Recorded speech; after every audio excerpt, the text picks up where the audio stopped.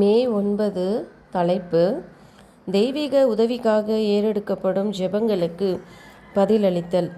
இன்று நான் உனக்கு கட்டளையிடுகிற இந்த வார்த்தைகள் உன் இருதயத்தில் இருக்க கடவது. நீ அவைகளை உன் பிள்ளைகளுக்கு கருத்தாய் போதித்து, நீ உன் வீட்டில் உட்கார்ந்திருக்கிற போதும், வழியில் நடக்கிற போதும், படுத்து கொள்ளுகிற போதும், எழுந்திருக்கிற போதும் அவைகளை குறித்து பேசுவாயாக. உபாகமம் 6:6-7.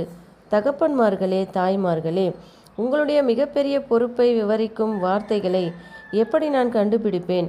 உங்கள் பிள்ளைகளுக்கு முன் நீங்கள் வெளிப்படுத்தும் குணத்தின் மூலம் அவர்கள் தேவனை அல்லது சுயத்தை சேவிக்க அவர்களுக்கு கற்பிக்கிறீர்கள்.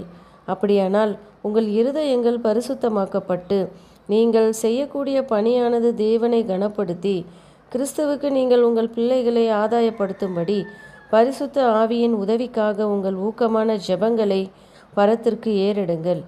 தங்களுடைய அலட்சியமான பேச்சினாலும் செயலினாலும் தங்கள் பிள்ளைகளை வழிவிலக செய்து விடலாம் என்பதை அவர்கள் உணரும்போது தங்கள் பணி எத்தனை பக்தி வினயமானது, எத்தனை பரிசுத்தமானது என்ற உணர்வை அது பெற்றோருக்கு கொடுக்க வேண்டும்.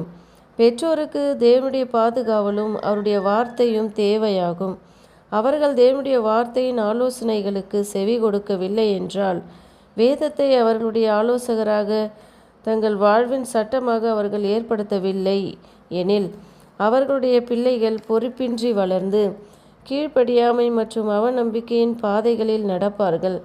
கிறிஸ்து தமது பின்னடியார்களை உணர்த்தி கட்டுப்படுத்தும் ஆவியின் எடுத்துக்காட்டை கொடுக்கும்படியாக அவர் உழைப்பு மற்றும் சுயமறுப்பின் வாழ்க்கையை வாழ்ந்து அவமானத்தின் மரணத்தை ஏற்று மரித்தார். பெற்றோர் தங்கள் குடும்ப வாழ்க்கையில் கிறிஸ்துவை போல் இருக்க பிரயாசப்பட்டால் பரலோக செல்வாக்குகள் பெருமளவில் அவர்களுடைய குடும்ப அங்கத்தினர்கள் மீது பொழியப்படும். ஒவ்வொரு கிறிஸ்துவ குடும்பத்திலும் துதி மற்றும் ஜெபத்தின் பலிகளால் காலையிலும் மாலையிலும் தேவன் கனப்படுத்தப்பட வேண்டும். தேவனுடைய ஆசீர்வாதம் மற்றும் வழி நடத்துதலுக்கான ஊக்கமான ஜெபங்கள் ஒவ்வொரு காலையும் மாலையும் தேவனுக்கு ஏறெடுக்கப்பட வேண்டும்.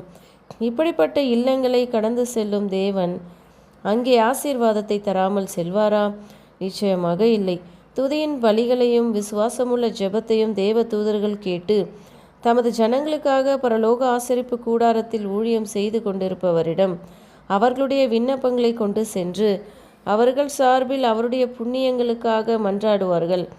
உண்மையுள்ள ஜெபம் சர்வ வல்லவரை பற்றி பிடித்து மனிதர்களுக்கு ஜெயத்தை கொடுக்கிறது. ஒரு கிறிஸ்துவன் தன் முழங்கால்களில் நின்று சோதனையை எதிர்ப்பதற்கான பலத்தை பெறுகிறான். ஆமேன்.